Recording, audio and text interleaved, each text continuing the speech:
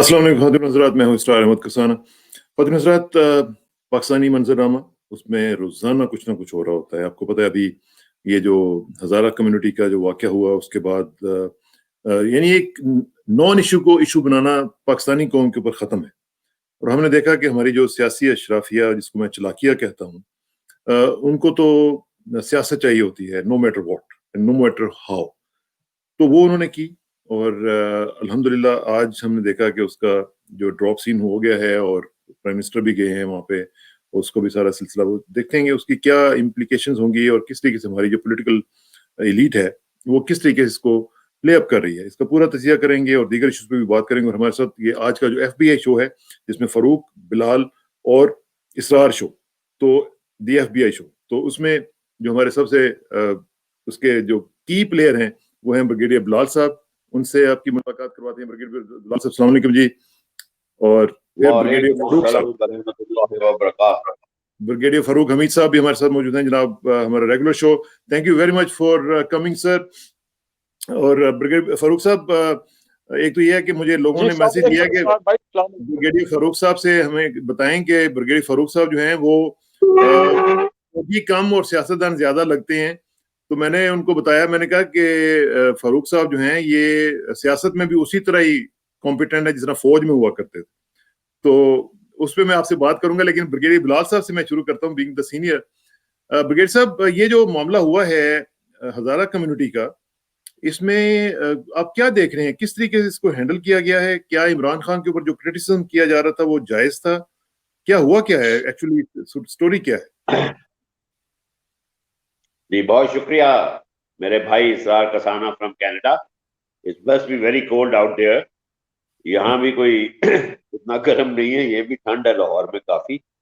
अच्छा देखें, ये थोड़ी सी बैकग्राउंड देना चाहूंगा।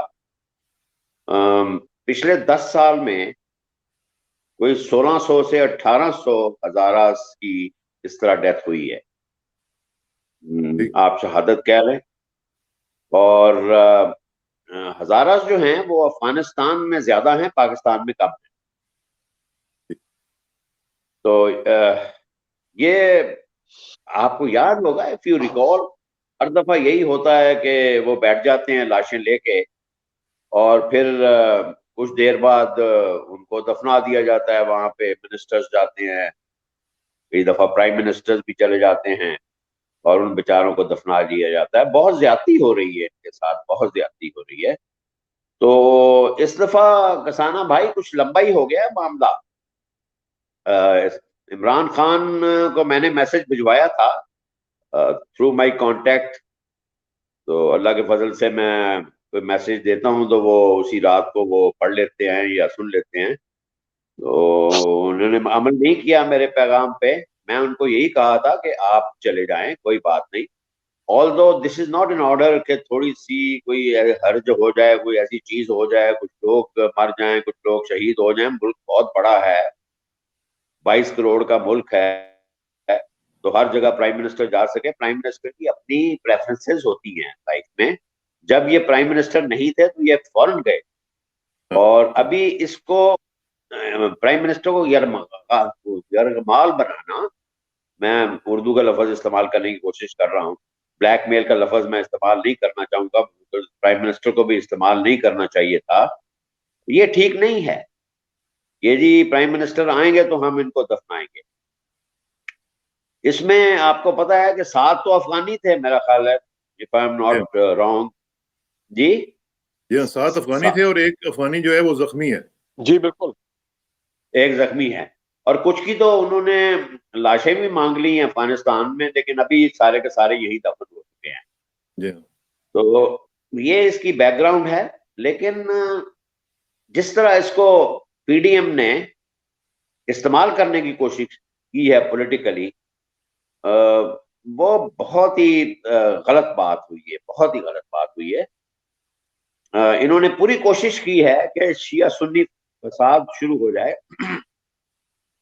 सारे मुल्क में धरने हो गए। लाहौर में इतनी ट्रैफिक जैम रही है, कई एम्बुलेंसेस पहुंच नहीं सकी अस्पताल। मुझे नहीं पता बाकी शहरों में क्या हुआ। लेकिन ये जो पीडीएम अभी खत्म हो चुकी है, आप अगर रिकॉल करते हैं पिछले प्रोग्राम में मैंने कहा था कि पीडीएम इज फिनिश्ड। तो ये कसाना भाई, ये जो लोग हैं ना पीडीएम वाले, ये अभी आपस में लड़ेंगे। ये हमेशा कहा जाता है कि जब कोई लोग इकट्ठे हो जाते हैं किसी मकसद के लिए, लेकिन बेसिक उनके प्रिंसिपल्स एक दूसरे से मिलते ना हो, तो आखिर में उनकी अपनी लड़ाई होती है। वो टाइम आ चुका है कि अपनी लड़ाई शुरू हो चुकी है। अच्छा, ठीक। ये मरियम और बिलावल उधर चले गए दोनों, टोट बटोट, मैं इनको कहूंगा टोट बटोट। तो आज प्राइम और मिनिस्टर ने भी कह दिया उनको। अच्छा, बस ठीक है, मैंने भी शायद उधर से ही सुना है। तो बड़ा ठीक कहा है उसने, ये दोनों टोट बटोट उधर चले गए। और मरियम जब इनके वालिद साहब थे गंज बख्शे फैज आलम, तो उस वक्त भी ये वाकया हुआ था, मुझे याद है। क्या तो हुआ? उस वक्त मरियम क्यों नहीं गई थी जी? अभी तो फौरन इसको ख्याल आ गया। और द सेम इवनिंग ही was sitting in a ghazal party. तो वो गम जो उसने दिखाया था ये सुबह क्वेटा तो या दोपहर ब्रिगेड साहब, को, क्वेटा तो दूर की बात है, वो तो ये मॉडल टाउन के जो लोग शहीद हुए थे उनके घरों में नहीं गई है। वो तो सारे वो तो ये सनाउल्लाह जो कि एक बदमाश है, तो उसने करवाया सारा, शहबाज शरीफ के कहने पे करवाया। और वो सारे पुलिस वाले भी बच गए, सारा कुछ हो गया, खत्म हो गया। वो तो दैट वाज अ मर्डर। ये तो देखे ना, ये तो टेररिस्ट एक्ट है। That was a murder by PML act. Nothing happened.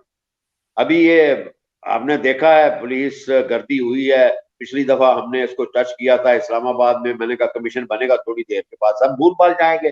तो पाकिस्तान में तो यही हो रहा है। मैं जब से मैं देख रहा हूँ, अभी मेरी 73 साल उम्र, 12 जनवरी को मेरी बर्थडे है। मेरा ख्याल 2 दिन रह गए हैं। तो 73 साल हो गए मुझे देखते यही, कि कमीशन बन जाता है, उसके बाद मामला खत्म हो जाता है, रफा दफा हो जाता है, लोग सस्पेंड हो जाते हैं, फिर वापस अपनी ड्यूटियों पे आ जाते हैं, बल्कि बेहतर प्रमोशनें हो जाती हैं लोगों। ये मैं देख रहा हूँ, ये तो होता आ रहा है। तो इस केस में भी कुछ नहीं होना नहीं, थोड़ी देर के बाद फिर प्रॉब्लम हो जाएंगी।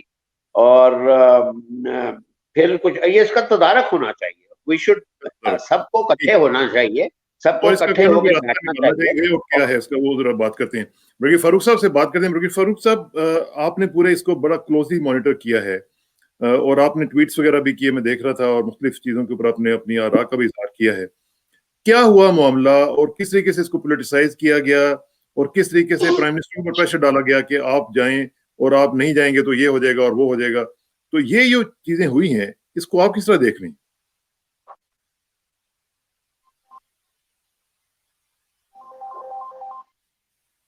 जी मैं एक सॉरी, कॉल मैं बंद कर दूं, आ रही है।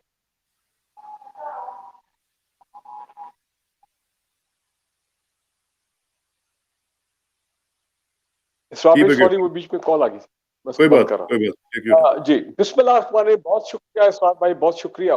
देखिए, पहली बात यह है कि पाकिस्तान में एक नेशनल सेंसिटिविटी है जब सेक्टेरियन हार्मनी की बात होती है। We are very sensitive to that subject. और स्पेशली नोइंग के भाई कितने दहाइयों से पाकिस्तान में सेक्टेरियन अनरेस्ट को कोशिश की जा रही है। कुछ डोमेस्टिक एलिमेंट्स हैं, इंटरनेशनल फोर्सेस हैं, जिसकी मैं आगे आगे बात करूंगा। और अभी तक वो अल्हम्दुलिल्लाह वो नाकाम रहे हैं। और इस सेक्टेरियन अनरेस्ट में या ये जो सेक्टेरियन डिस्टेबलाइजेशन है, इसमें एक एलिमेंट है, वो हमारे हजारा भाइयों का के खिलाफ आपको पता है कई मरतबा उन पे हमले हुए हैं। और बड़ी बड़ी मतलब जो लास्ट बड़ा हुआ था ब्लास्ट कोटा में, उसमें तो मेरे ख्याल 85 से ज्यादा लोग जो है वो शहीद हुए थे। उससे पहले भी तो ये होते रहे हैं, एंड दे द विक्टिम्स।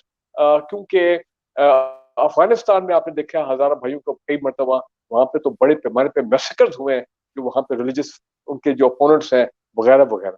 देखिए, इंपॉर्टेंट चीज ये है कि ये सही है कि हमारी इस नेशनल सेंसिटिविटी की वजह से लोग एक्सपेक्ट करते हैं कि प्राइम मिनिस्टर पाकिस्तान फॉरन जो है विद इन 24 आवर्स जाएंगे। मैं भी ये एक्सपेक्ट कर रहा था, लेकिन माजी की तरह फॉरन एक तो विद इन 24 आवर्स जो है वो धरना शुरू हो गया। और फिर वही एक अपना वो इमेजेस सामने आए जो कि पहले होते थे।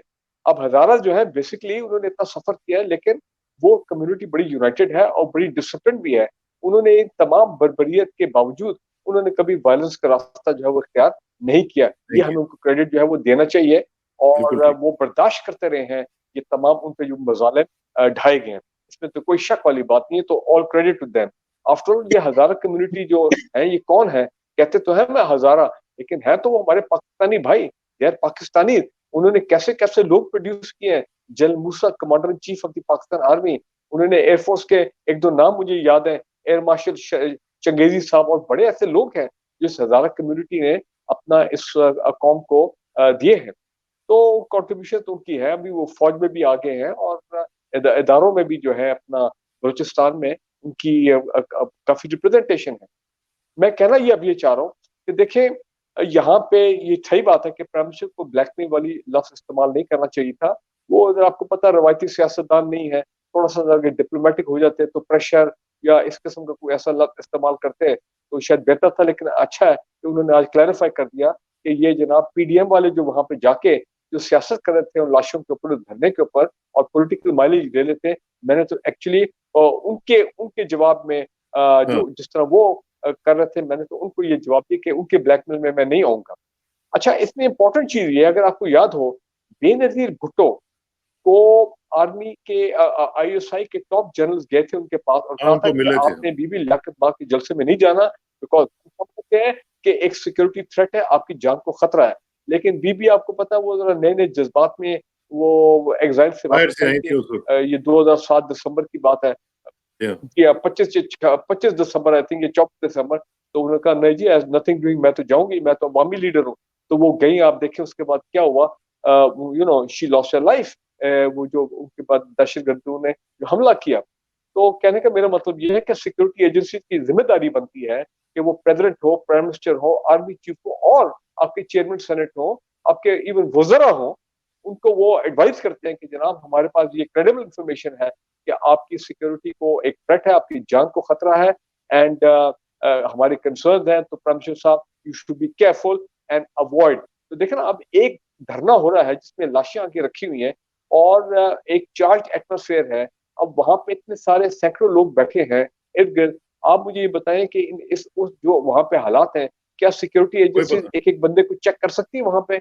उसमें हो सकता है कि 3-4 बंदे इन्फिल्ट्रेट करके बैठे हों, क्योंकि देखिए ना वो जो मच ट्रेजेडी हुई है, उसमें तो दाइश ने उसपे अपना ज़िम्मेदारी जो है वो कबूल कर ली है और दाइश वही आपको मालूम है जिनको इसराइल लेके आया और रॉ के साथ मिलकर अफ़गान इंटेलिजेंस के साथ उन्होंने उनको अफ़गानिस्तान में बेस किया। तो कहने का मतलब ये है कि this could have been a trap also कि जनाब ऐसा मामला करो, पाकिस्तानी लोग जज़्बाती हैं, पाकिस्तान के लीडर जज़्बाती हैं, ये सारे भागे-भागे आएँगे, ख़ुसूसन दी प्राइम मिनिस्टर और माज़ी के रवायत के मुताबिक और जनाब फिर हम कार्रवाई करेंगे वहाँ पे। फिर उसका देखें ना, खुदा ना ख़ास्ता अगर वाक़या बेनज़ीर वाला जैसे वाक़या हो जाता, तो पाकिस्तान में कितना मैं कहता हूँ दुश्मन कामयाब हो जाते कि पाकिस्तान को उन्होंने ठीक-ठाक डिस्टेबलाइज़ कर देना था।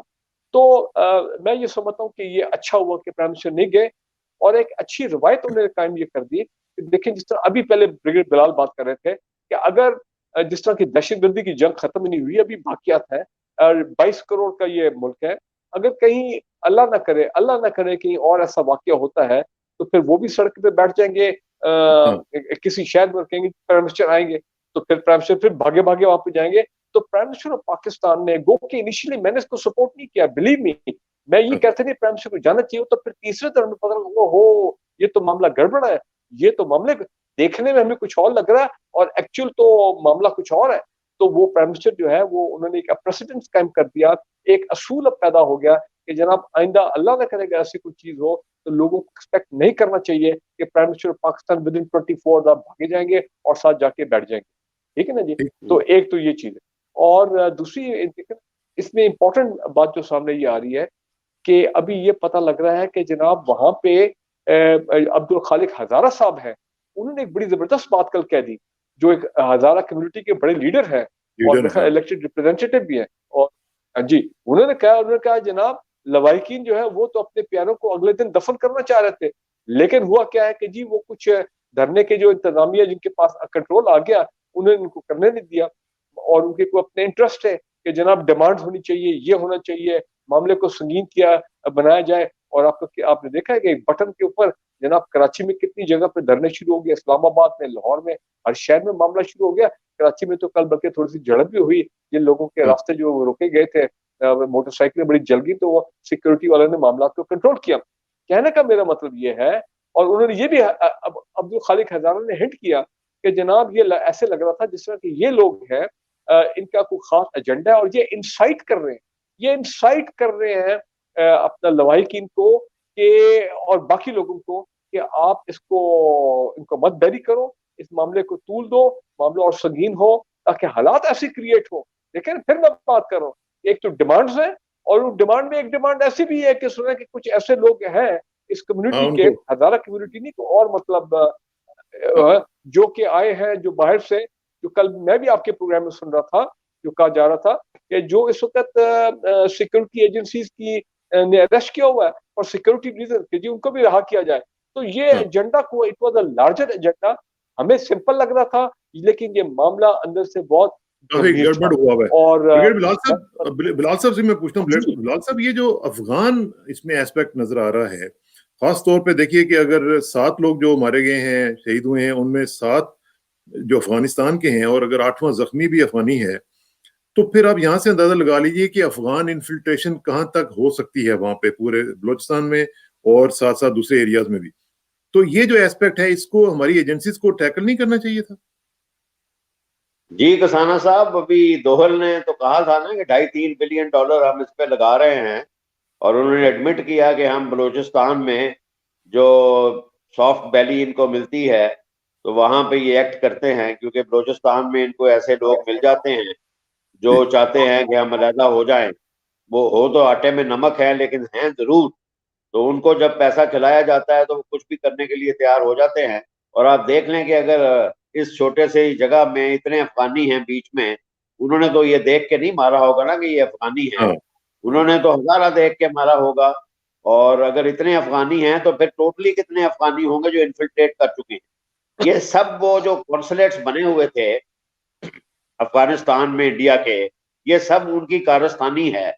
अभी तो पाकिस्तान आर्मी ने बड़ी कुर्बानियां दे के एक 2600 किलोमीटर लंबी फेंस बनाई है, जो दुनिया में बहुत कम होता है कि इतने थोड़े अरसे में इतनी लंबी फेंस इतने कम पैसों में बनाई जाए, और उसके लिए खून दिया गया है, शहादतें दी गई हैं।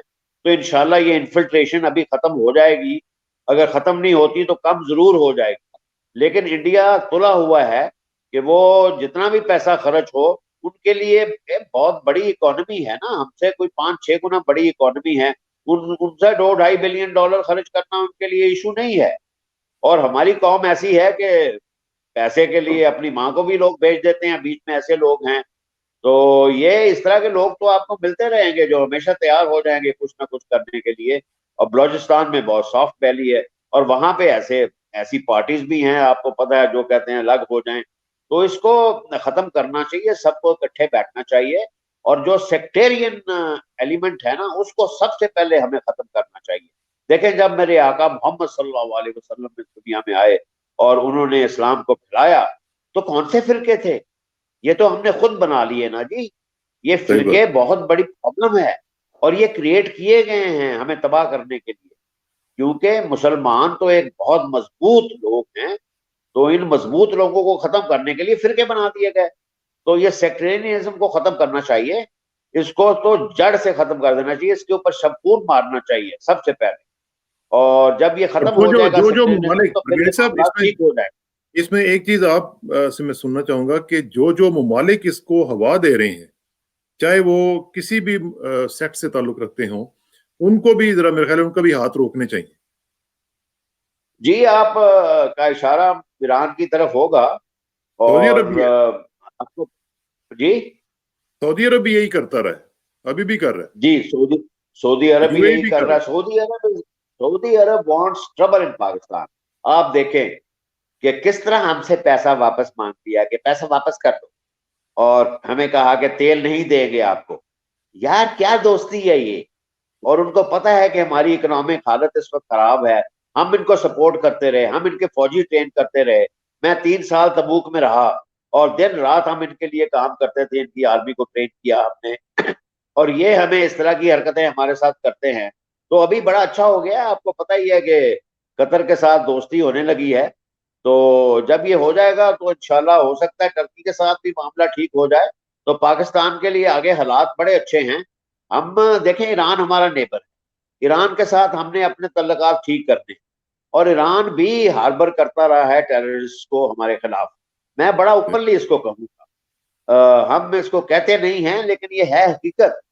तो ईरान को भी ये काम खत्म कर देना चाहिए और पाकिस्तान से मोहब्बत करनी चाहिए, क्योंकि हम बिल्कुल देखें कितना बॉर्डर हमारा कॉमन है। तो ये सऊदी अरब, ईरान, इसराइल, अमेरिका, जब भी पाकिस्तान में कोई नेगेटिव चीज होती है तो वो बड़े खुश होते हैं। तो रात और दिन रात पीडीएफ रहा, ये तो लगे हुए हैं इस काम के ऊपर, पैसा लगा रहे हैं, बंदे भेज रहे हैं, दिन रात उनका काम है किसी तरह सी पैक फेल हो जाए। लेकिन सी पैक फेल होना नहीं, पाकिस्तान को फेल्ड स्टेट कहते रहे ये, लेकिन ये खुद एक फेल्ड स्टेट बन गए हैं। पाकिस्तान इंशाल्लाह एक कामयाब स्टेट बनेगा इंशाल्लाह ताला, अल्लाह के हुक्म से। इंशाल्लाह। ब्रिगेड फारूक साहब, आप जरा थोड़ा सा सियासत पे भी जरा बात कर लेते हैं। मैं देख रहा था कि मरियम और ये जो बाकी सारी लीडरशिप है इनकी, मुझे थोड़ा सा उनके अंदर फ्रस्ट्रेशन नजर आ रही है। अब उनको समझ नहीं आ रही कि ना तो वो सेनेट के इलेक्शन को आगे करवा सके, ना वो बाइकआउट करवा सके, ना रेजिग्नेशन आए, कुछ भी नहीं हुआ। ऊपर से वो जो सिटिंग सेनेटर हैं, जो इनके तर्जमान हुआ करते थे, उनका ट्वीट भी आपने उसको भी लताड़ दिया। वो क्या हुआ था सिलसिला, थोड़ा सा इस पे तो हमें बताएं ब्रिगेड फारूक साहब।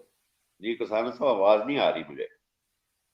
फारूक साहब को आवाज आ रही है? मैं दो फैक्ट्स के बारे में जरा बात करना चाहता हूँ जी। दो फैक्ट्स के बारे में, दो फैक्ट्स के बारे में बात करना चाहता हूँ जी। मेरी आवाज आ रही है आपको? मुझे आ रही है। जी आपको मेरी आवाज आ रही है? जी आ रही है, आ रही है जी जी। आपको मेरी आवाज आ रही है? ये बिल्कुल आ रही है, आ रही है जी। इसरार भाई, आवाज आ रही है मेरी आपको?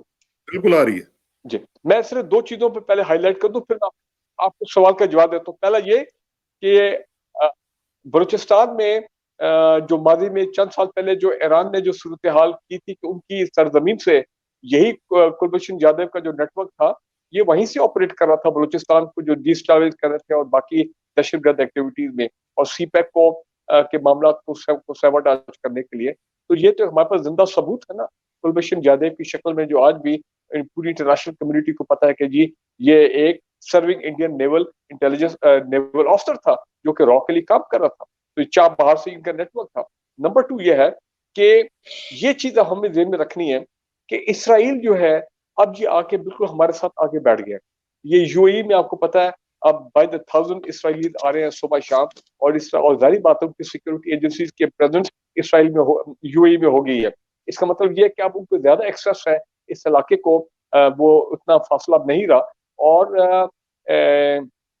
Daesh, as I said earlier, the creation उनकी इसराइल की क्रिएशन है, और दाइश इन्वॉल्व है ये तमाम सेक्टेरियन मामला में थ्रू द प्रॉक्सीज इन पाकिस्तान।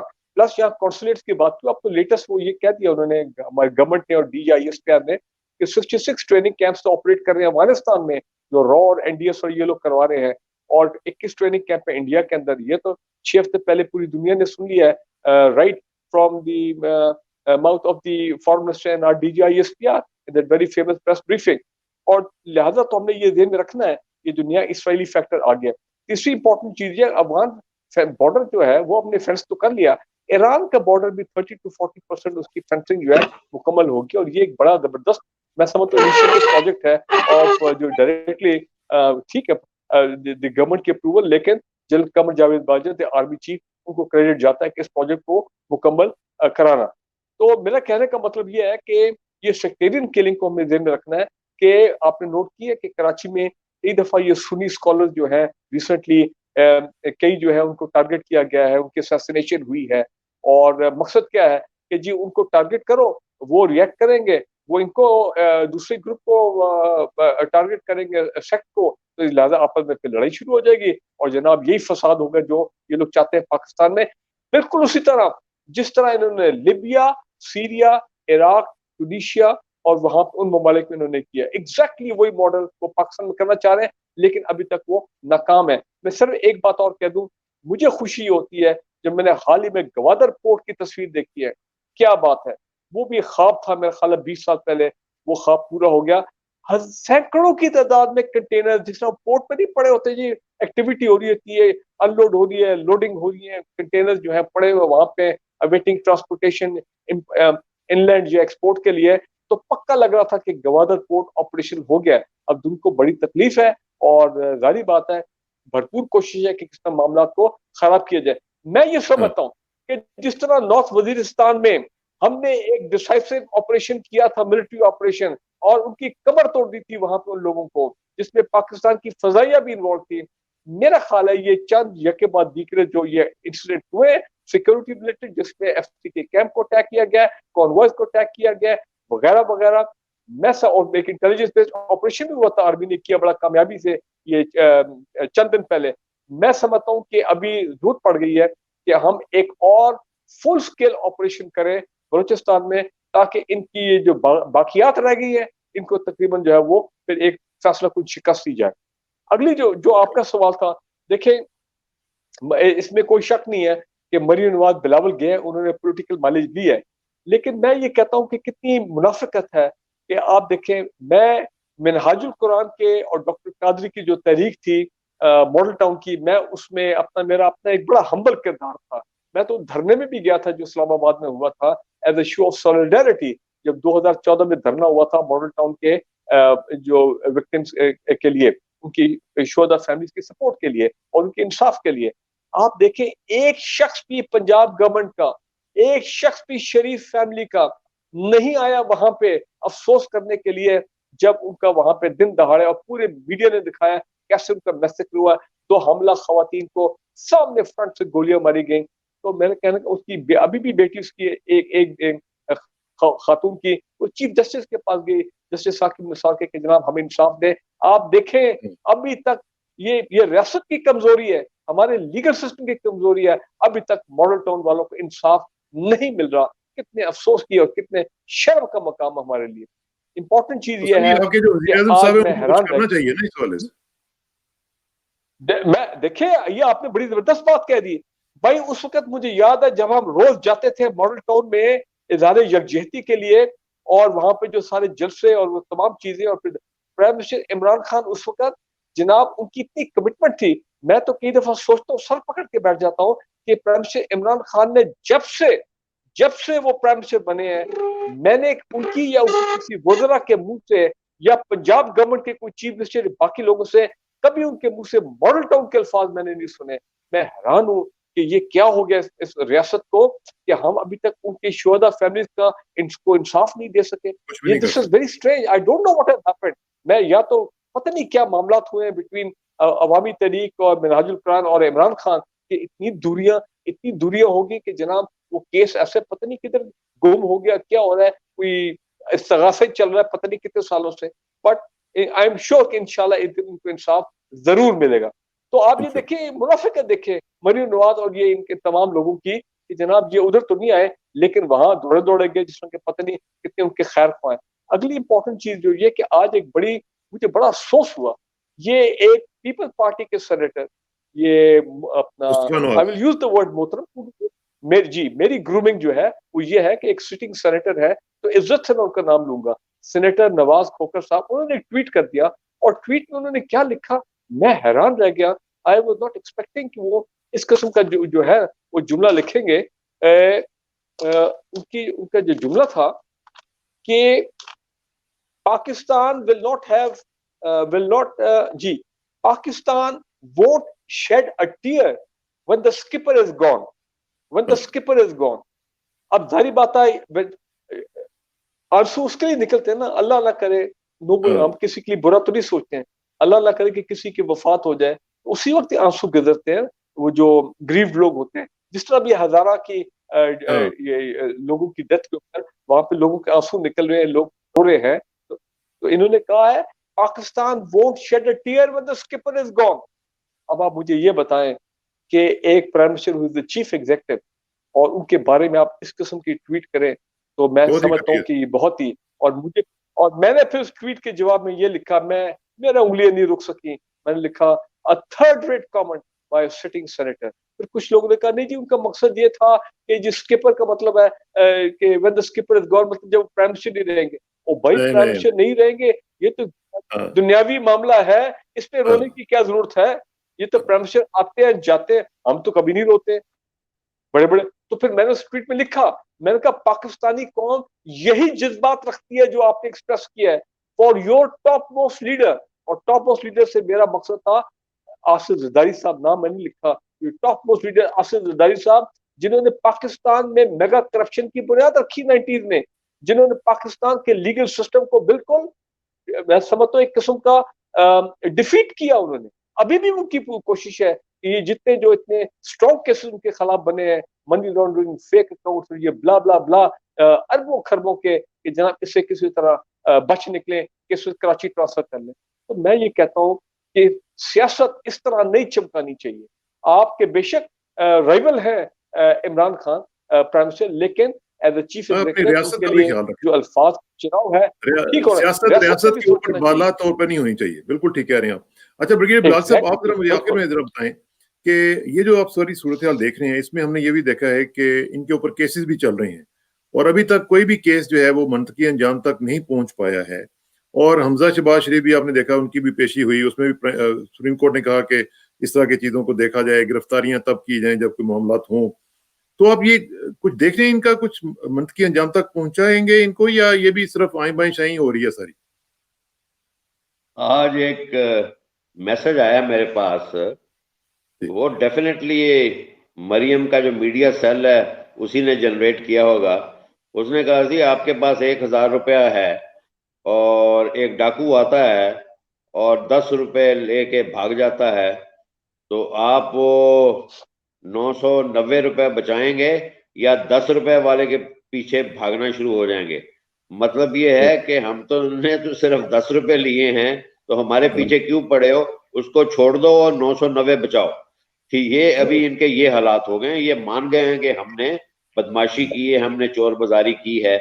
और सारे, मैं तो आपको कई दफा कह चुका हूं कि ये आवे का आवा बिगड़ा हुआ है। सब जज इनके हैं, कोर्ट्स इनके हैं, पुलिस इनकी है, FIA में बंदे इनके हैं बैठे हुए, नैब का DG इन्होंने बनाया, नैब में कई बंदे इन्होंने एम्प्लॉय किए हैं। सारा एक माफिया है पूरा इस मुल्क में। इमरान बेचारा अकेला क्या करे, वो तो अपनी पूरी कोशिश कर रहा है कि किसी तरह मैं इनसे पैसे निकालूं जो इन्होंने डेफिनेटली खाए हैं। और वो पैसा इन गरीबों को खाया है जो कहते हैं शेर एक दफा फेर। और अल्लाह इनको हिदायत देगा। और मैंने पिछले प्रोग्राम में भी कहा था कि थिंग्स आर चेंजिंग, लोगों को समझ आ रही है कि ये चोरी चोरी करके यहाँ से भाग गए और इन्होंने वापस कोई नहीं आना। तो पैसा आपने पूछा निकलेगा या नहीं निकलेगा, तो इनको जो जलील कर दिया इमरान खान ने अपने वादे के मुताबिक, वो कोई कम तो नहीं है। आज तक ये हुआ है पाकिस्तान में जो इमरान ने करके दिखाया है। He has done his best. जो इमरान ने किया है उसने अपना काम पूरा कर दिया है हमारे लिए। उसने एक नई रवश डाल दी है इस मुल्क में अकाउंटेबिलिटी की। तो अभी आई डोंट नो, आपको बेहतर पता होगा कि पैसा निकलेगा या नहीं निकलेगा। कुछ ना कुछ तो निकला है और कुछ ना कुछ तो निकलेगा इंशाअल्लाह। फारूक साहब, आप क्या कह रहे थे?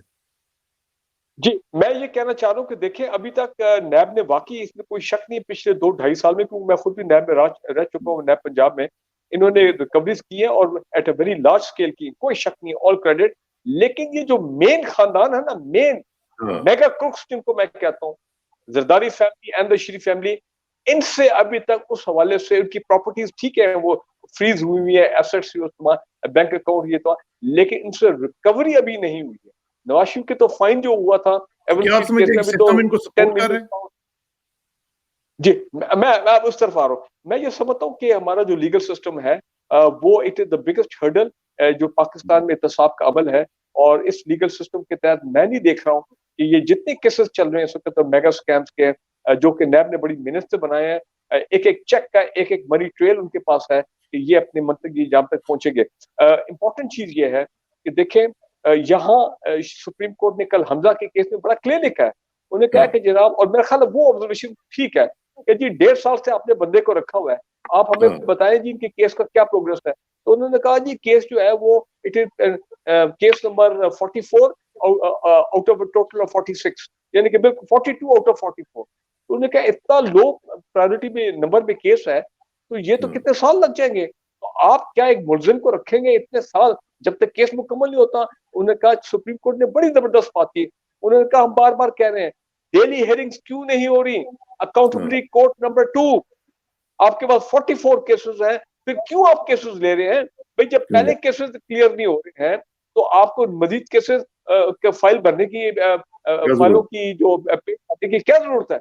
तो एक तो उन्होंने फिर एम्फोसाइज किया डेली हेयरिंग। मैं ये कहना चाह रहा हूँ, मेरी सस्पेक्ट है कि Hamza Shahbaz because of this reason वो मेरे ख्याल उसको बेल मिल जाएगी, पोस्ट अरेस्ट बेल। और मैं ये भी देख रहा हूँ कि शहबाज शरीफ जो जिनका मेडिकल बोर्ड कायम हो गया है, गालिबन वो नवाज शरीफ की स्ट्रेटजी पे चल रहे हैं और ये मेडिकल बोर्ड जो है उनके जेन्युइन मसाइल थे, इसमें कोई शक नहीं है, शायद अभी भी हो। He is a cancer survivor और अल्लाह उनको सेहत दे, लेकिन हो सकता है कि वो मेडिकल बोर्ड फिर वही वाला मामला आ जाए जो नवाज शरीफ साहब की हुआ, तो ये भी अपना मुल्क छोड़ के चले जाए। तो हमजा की बेल, अपना शहबाज शरीफ की बेल, और जरदारी साहब उन्होंने तो मास्टर स्ट्रोक खेला है, उनकी भी हेयरिंग सुप्रीम कोर्ट में होने वाली है जिसमें वो कह रहे हैं कि मेरे केसेस पिंडी से आप कराची ट्रांसफर करें। अब आप ये सुने जो मैं बात कह रहा हूं, पाकिस्तानी अवाम सर पकड़ के बैठ गई है पिछले 2 दिन से। उजैर बलोच साहब, the hero of this country, 3 criminal cases में ही हैज बीन एक्विटेड, बरी हो गए बाय इज्जत। और दूसरा एक ये तो लोग क्या कह रहे हैं?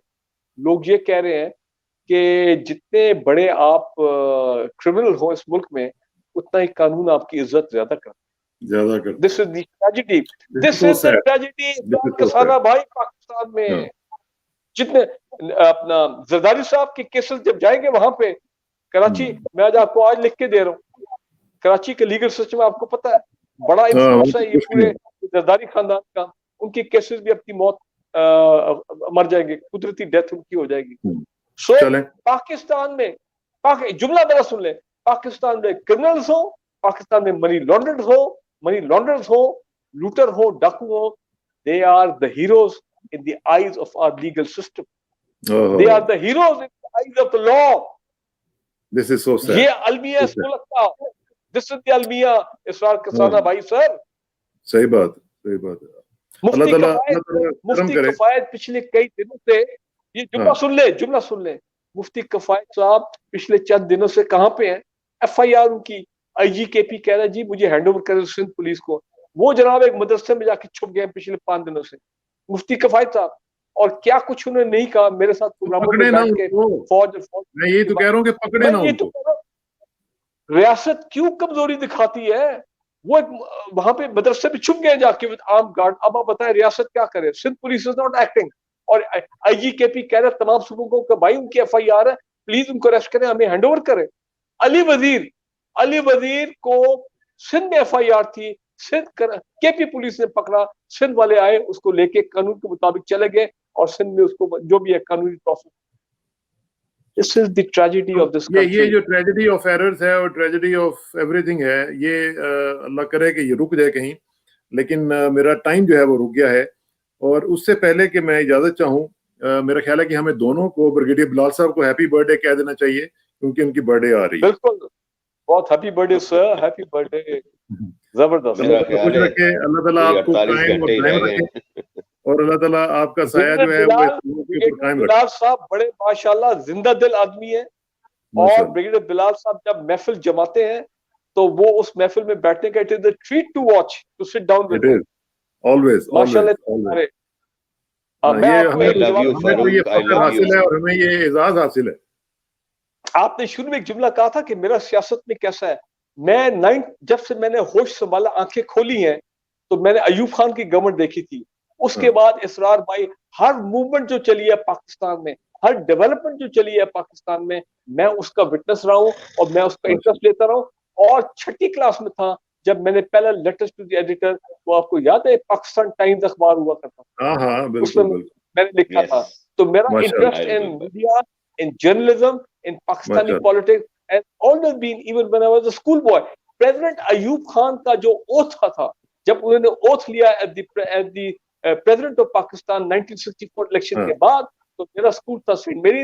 अयूब खान का पूरा खानदान सेंट मेरी में पढ़ा था। वो पिंडी का जो भी आपके एलिट स्कूल था, जो भी था, एक ही इंग्लिश मीडियम, वो प्रेजेंटेशन कॉन्वेंट 2 ही स्कूल थे। उनकी पूरी फैमिली, भुट्टो की फैमिली, सारे बच्चे वहां पढ़े हुए। तो स्पेशली हमारे स्कूल को कहा गया कि 10 school boys will come to attend the oath taking ceremony of President Field Marshal Mohammad Ayub Khan, जिसके लिए प्रिंस फिलिप भी आए थे इंग्लैंड से, और उस वक्त के शहरजाद होटल में मैंने वो अटेंड की थी। मुझे आज भी वो चीज याद है। So that is the reason मेरा शुरू से पाकिस्तानी पॉलिटिक्स। बस ये इसीलिए लोग पसंद करते हैं। अयूब खान और प्रेसिडेंट अयूब खान अगर पावर ट्रांसफर कर देता to the speaker of the national assembly और जनरल याह्या को ना ट्रांसफर करता, खुदा की कसम पाकिस्तान की तारीख would have been different. We would not have gone through all the reverses. Democracy जो है ना, बस वो उस जो भी था उस वक्त मामला जो है ना वो गड़बड़ हो गया। और अगर 71 में हम power to the majority party को हैंड ओवर कर देता, यकीन जानिए ईस्ट पाकिस्तान बच जाता, डिस्पाइट जो इंडियंस ने बदमाशी की वहां पे आके और फायदा उठाया उसका। बिल्कुल सही बात। चलें इस पे हम एक और शो करेंगे इंशाल्लाह। बहुत बहुत शुक्रिया ब्रिगेडियर बिलाल साहब, आपका बहुत शुक्रिया। ब्रिगेडियर फारूक साहब, आपका बहुत बहुत शुक्रिया। और इंशाल्लाह आपसे राब्ता रहेगा। आखिर में दुआ कि मेरी इज्जत के लिए काफी है कि मैं तेरा ही बंदा हूँ, मेरे फख्र के लिए काफी है कि तू ही मेरा परवरदिगार है। तो बिल्कुल उसी तरह जिस तरह मैं चाहता हूँ, मुझे भी उसी तरह बना दे जिस तरह तू चाहता है। स्पुरदम बतोमाए खेचरा तू दानी हिसाब कमो बेचरा। मुझे इसरार किसाना को इस खूबसूरत पैनल के साथ इजाजत दीजिए। जल्दी मुलाकात होगी इंशाल्लाह। अल्लाह हाफिज।